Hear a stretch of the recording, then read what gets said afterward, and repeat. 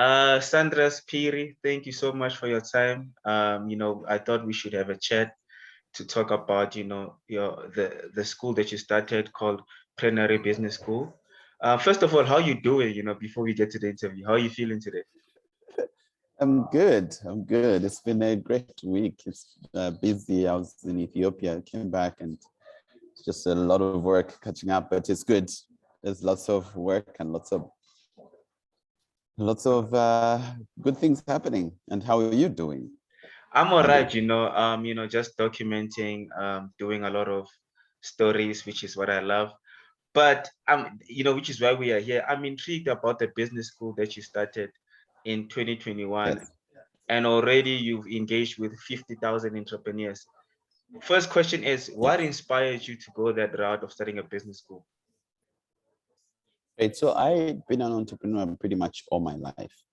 And then I've tried like different types of businesses, different things, but trying to grow. But also then I love education. So then I started a business in education. And then the piece of education which I love is actually entrepreneurship education. So helping people to build great companies that raise money.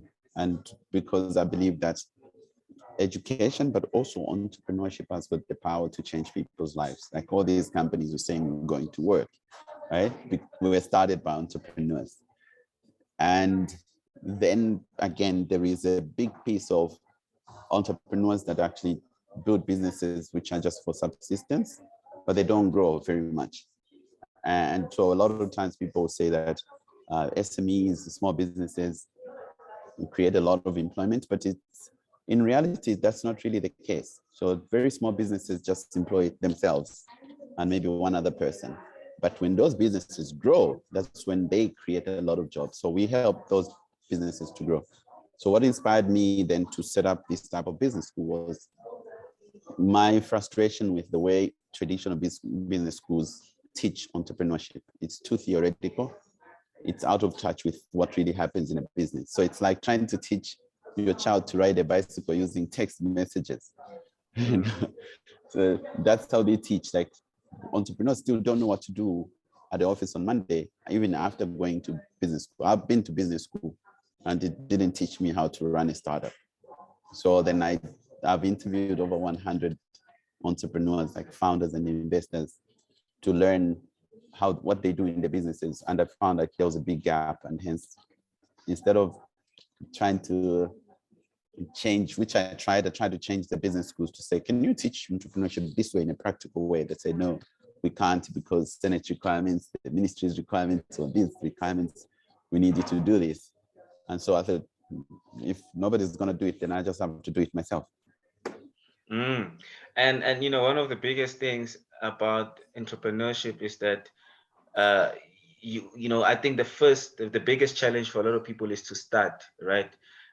You have the skills, uh and you have the talent to start whatever business, but now the thing is, how do I start? How do I get funding? How do I enter market? I know it's a complicated thing, that's why you started a school to teach people, but briefly, if I want to start whatever business, how would you advise me to go about it? Fantastic. So the easiest way to start is really just to start, right? So, which means a lot of people theorize too much and they're doing a lot other things which are not really starting a business.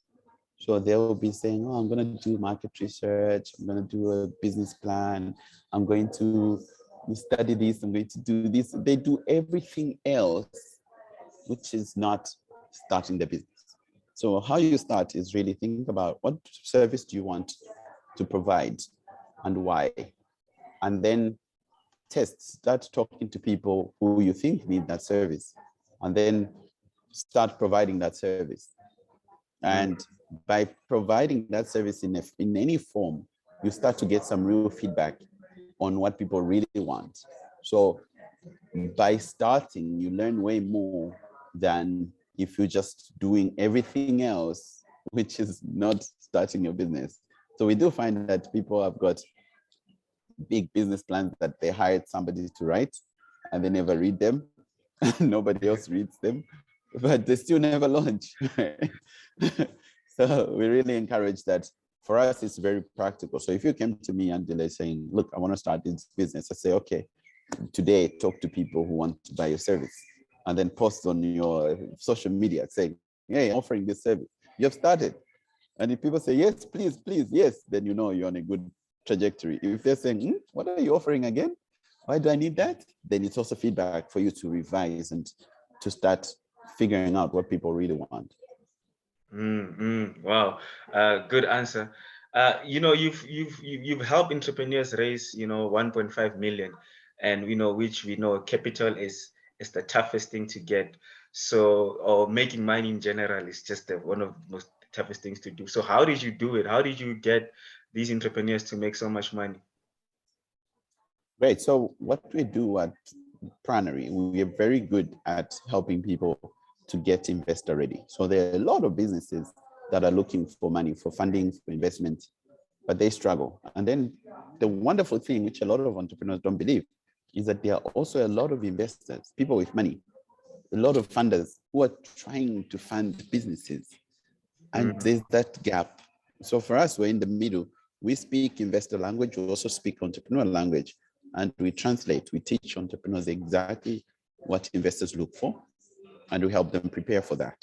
And then also we bring in actual investors to give feedback to the entrepreneurs saying, you need to work on this, you need to do this.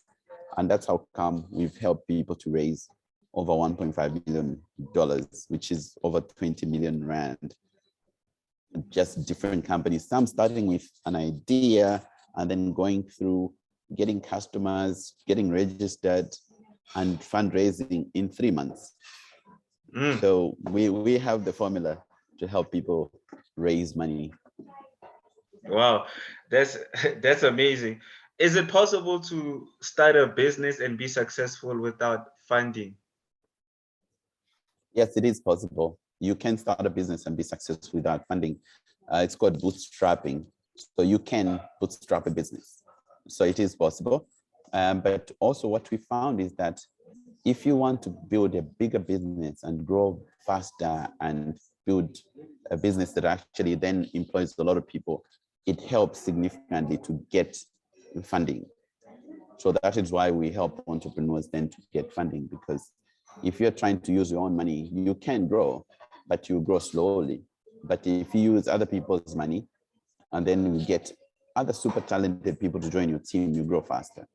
That's why we are more inclined towards building scalable, investable businesses, because then those businesses are the businesses that we know now, the businesses that we work for, they raise money, most of them raise money in order to grow faster.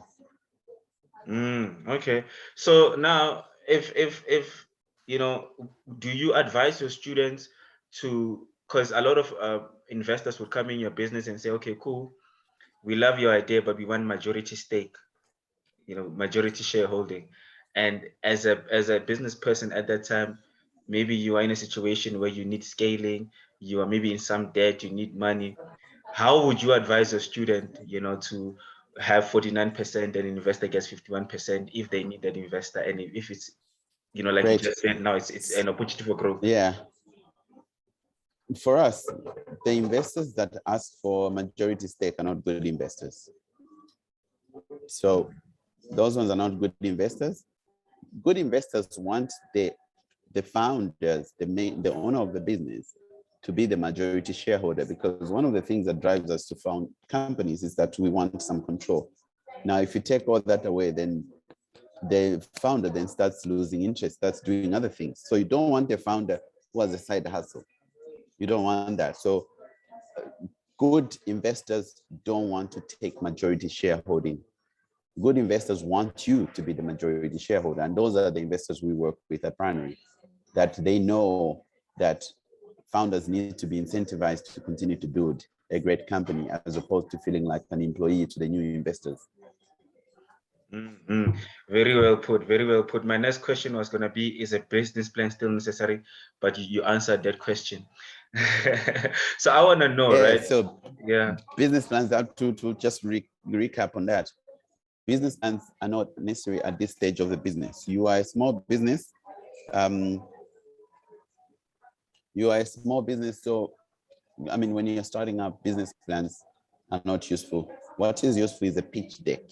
So we teach you to do a pitch deck, 10 slides, and then the emphasis there is like traction, with whereas a lot of business plans are really just works of fiction, and everybody does projections and everybody makes money in Excel. You know, you do your projections, you change the 2, make it the 3, make it the 4, like, whoa, we are rich. But reality is very different. So we don't encourage people to do business plans because actually nobody reads them and they hire people to write for them. Uh, it is, this is a very sobering but interesting conversation. Okay, and then obviously, with your school, you have a vision, a plan of how you're gonna grow it, and obviously, I can just assume you want to address a very important issue in the continent, which is unemployment. But yeah, I don't want to put words in your mouth. So what is the vision with your school? The vision for the school is we want to impact 1 million entrepreneurs across the continent.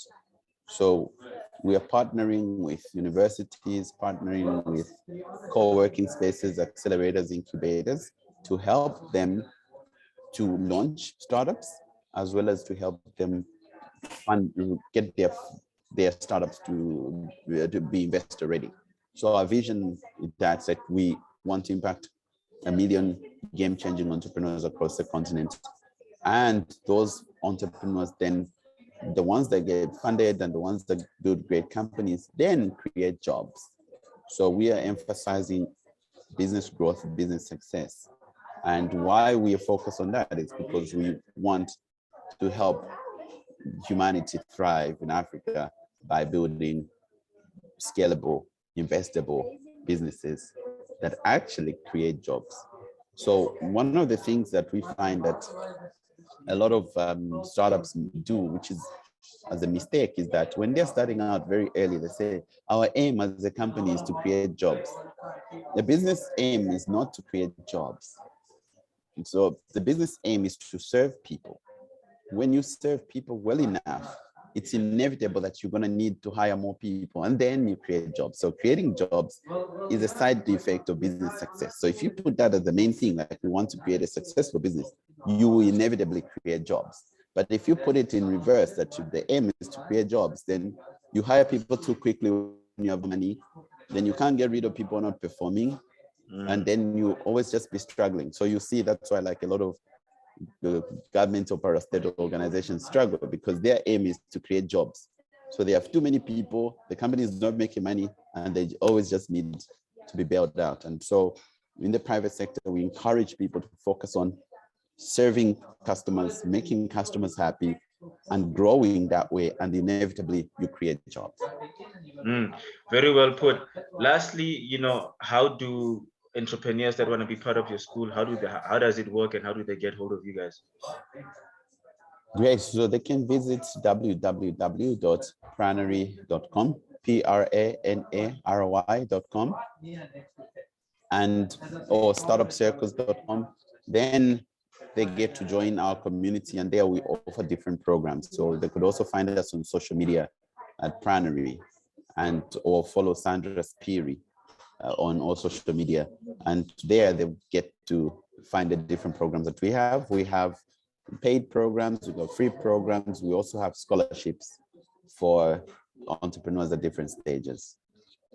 And then we are Pan-African. We are all across the continent, because we didn't want it to be that only special people live in certain places can access world-class mentors and access capital. We make it accessible to everybody, whether you're in Tata or Cape Town. Yeah, no, thank you so much for your time, Sandras, and good luck with the school. And yeah, we need, more initiatives like this. And yeah, thank you so much. Ne? Thank you very much, Angela. Really enjoyed the conversation. All right, bye. Thanks. Bye-bye.